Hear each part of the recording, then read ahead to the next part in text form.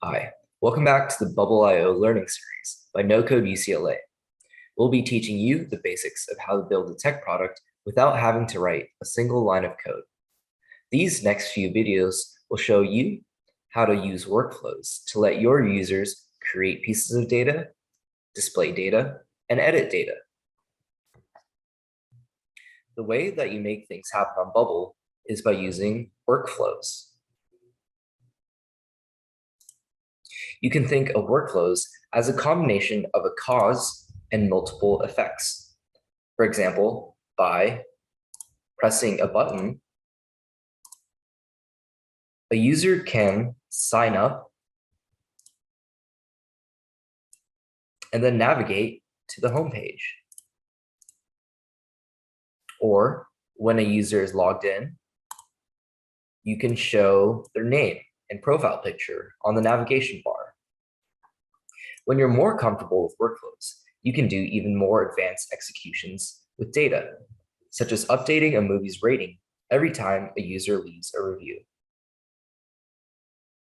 While you're learning workflows, as always, you can hover and click See Reference to figure out how to use ones that you don't know.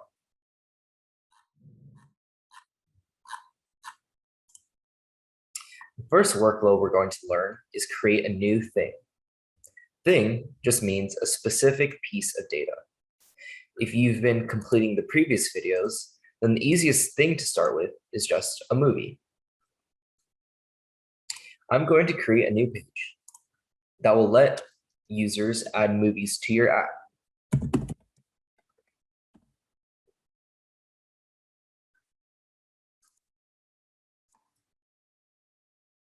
I'm going to be creating a new input for every data field that isn't a unique type.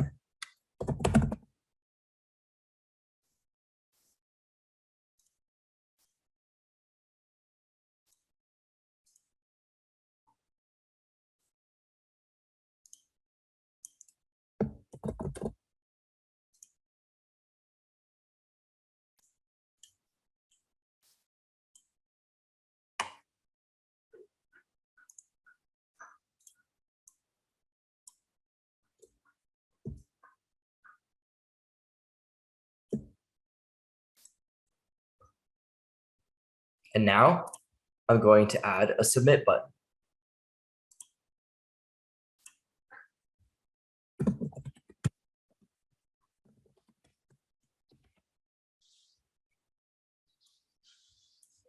Once we have this set up, let's do a quick preview to check that everything's working and typable.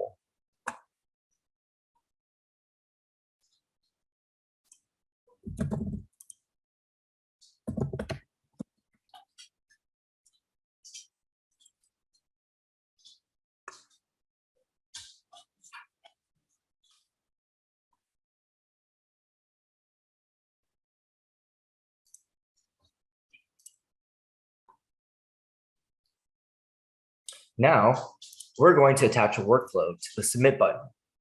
There are two ways to attach a workflow to an element. First, you can click on the element and then click Start Edit Workflow. This will always default to the trigger being when the element is clicked. The second way to create a workflow is to click on the Workflow tab, and then you can create whatever triggers you want.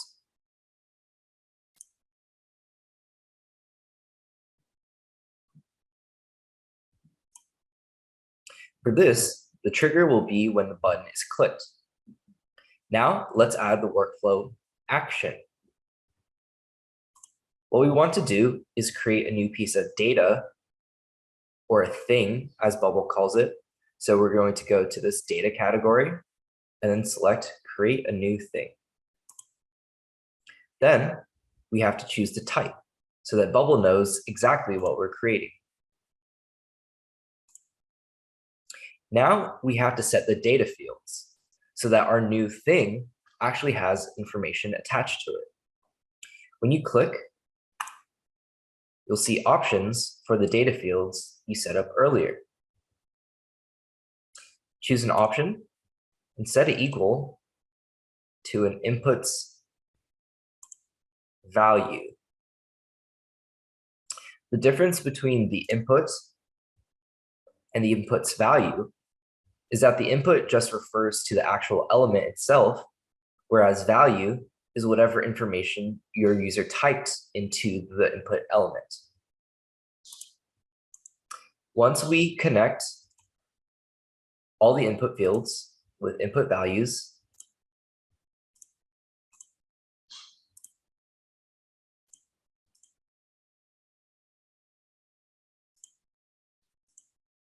let's test it out.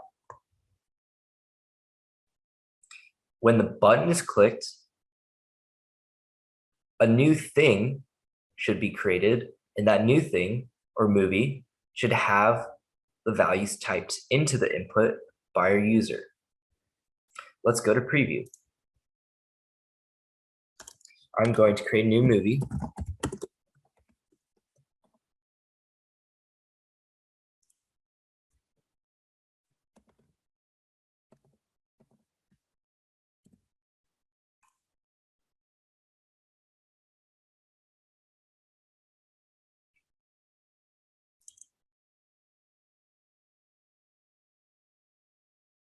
Now, based on the workflow we just set up, when the button is clicked, it should create a new movie. And the data fields should have been set to the values of these inputs. Let's check to see if it worked properly by going to the Data tab and then clicking on App Data and going to Movies. Now we can see we have a new movie with all of the information that we inputted.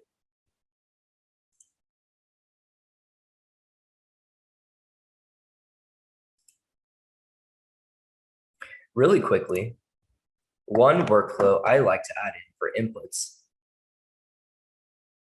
is reset inputs. What this does is that whatever values that your user typed in to your inputs will get cleared once this workflow is over. The reason why I use this so often is because you have to put yourself in your user's shoes. If they click submit and nothing changes, then they'll think, oh, I guess something went wrong, and they won't know what's going on. However, if you show on your page that, okay, the information is gone because it was used, then it becomes less confusing for your users. So let's test out this difference.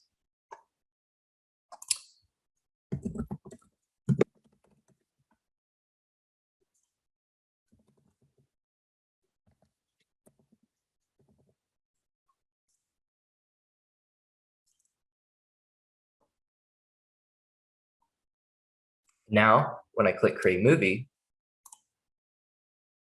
all the values disappear.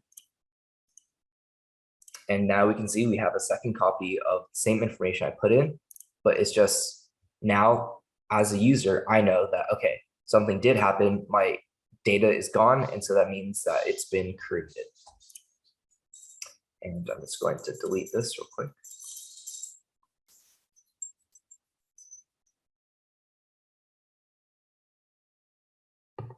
Now, I'm going to do the same thing,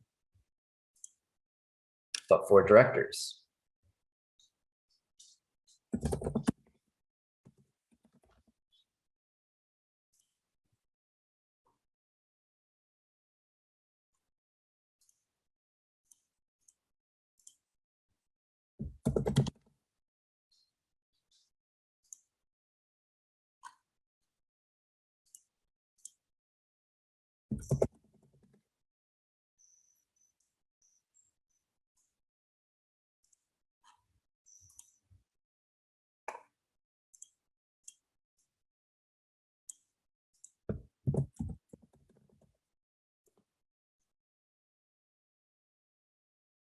However, this time, I'm going to include a special type or a custom type, which is movie for the director's favorite movie.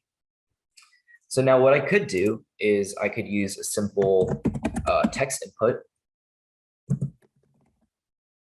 And then when the submit button is clicked, I could do a search to find a movie whose title matches the text that your user inputted. However, that requires the user to type in the whole title,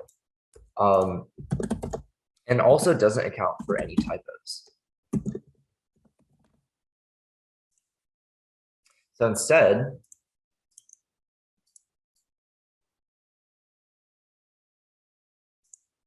I am going to use a search box.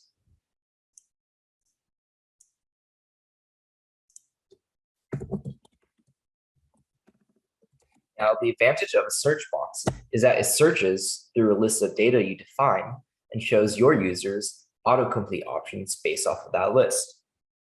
Now, we've briefly seen the search box before, where we manually entered a couple of items and then the autocomplete showed based off of those. However, for Netflix, there's going to be a lot of movies, and the list of movies will change as more of them get added. This is where dynamic data comes into play. Dynamic data allows Bubble to show specific subsets of data based on criteria that you predefine. Therefore, as your database grows bigger, you don't have to worry about having to update the list of things to show.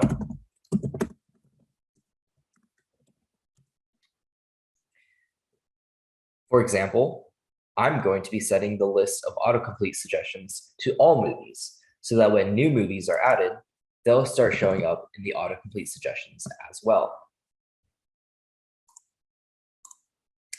I'm going to click on Define List of Options and then select the movie type. And I'm going to add no constraints. If we wanted to, we could do something like filter out movies before or after a specific year, or movies by a specific director, but we'll cover that in a later video. The last step is to change the field to search. This will match up what your user is typing against a specific data field in the list of things that you defined. So for us, obviously you search movies by its title, so we're going to set that as the field to search. Now, let's see if the checkbox works.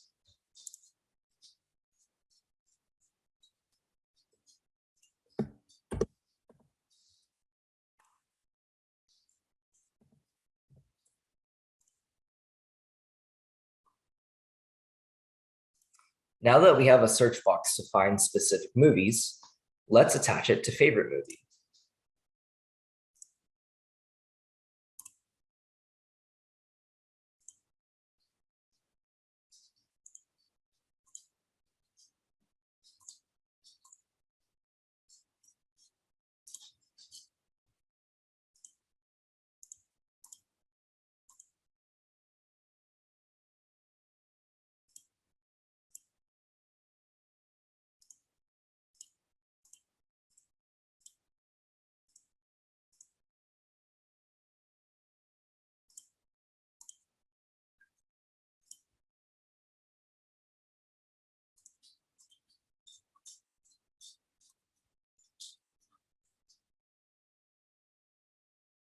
Just like with non-dynamic inputs, we use the value of the input, or the search box. Now let's test it out with the new director.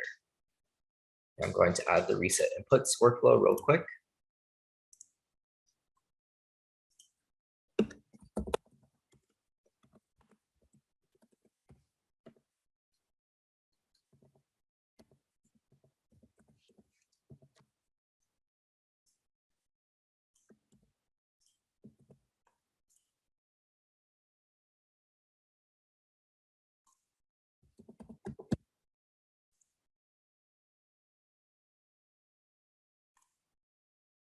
Now, let's check the database one more time.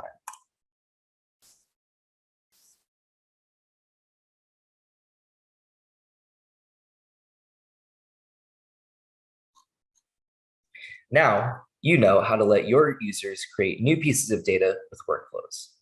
Your first workflow assignment is to update the movie creation page to add a search box for each movie's director and update the creation workflow accordingly.